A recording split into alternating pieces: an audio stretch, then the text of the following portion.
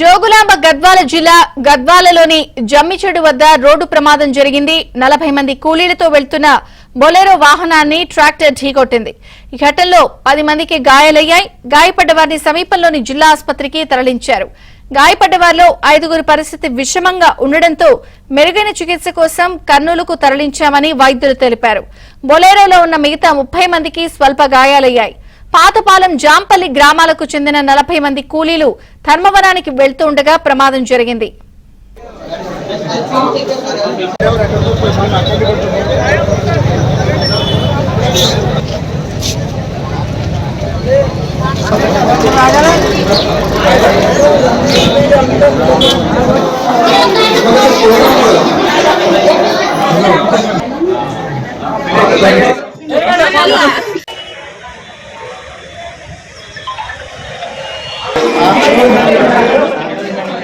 RTI ఉండే జంచెట్ దగ్గర tractor మళ్ళీ ఆటో పక్కల ఆర్టీఐ 31 మంది ఇక్కడ వచ్చారు. 30 మంది ఒకట్ల 5 మంది కొంచెం సీరియస్గా ఉండి 2 అబ్బాయిలు 3 అమ్మాయిలు.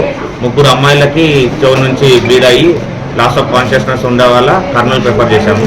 ఇంకా 2కి నోట్ల నుంచి కూడా బ్లీడ్ అయ్యి లాస్ ఆఫ్ కాన్షియస్నెస్ కూడా హిస్టరీ ఉన్న కారణంగా మనం కర్నూలు హైయర్ సెంటర్కి రెఫర్ చేశాము, గవర్నమెంట్ కాలేజ్కి. సో మిగతా 10 మందికి ఈడ ఫ్రాక్చర్ సస్పిషన్ నుండి ఎక్స్రే పంపించాము. ఎక్స్రే వచ్చిన నెంబర్నే మేము ఫర్దర్ ఏమని మేము చెప్తాము.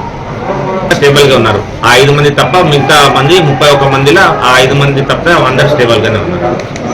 మన అంబులెన్స్ 5 మంది పోయినారు. ముగ్గురు అమ్మాయిలు 2 అబ్బాయిలు. వాళ్ళ పరిస్థితి ఎట్లా సార్? ఇప్పుడు 2 సీరియస్గానే ఉన్నారు. ఒకరైతే లాస్ ఆఫ్ కాన్షియస్ సెమీ కాన్షియస్గా ఉన్నారు. ఒకరు కన్వల్షన్స్ కూడా వచ్చింది.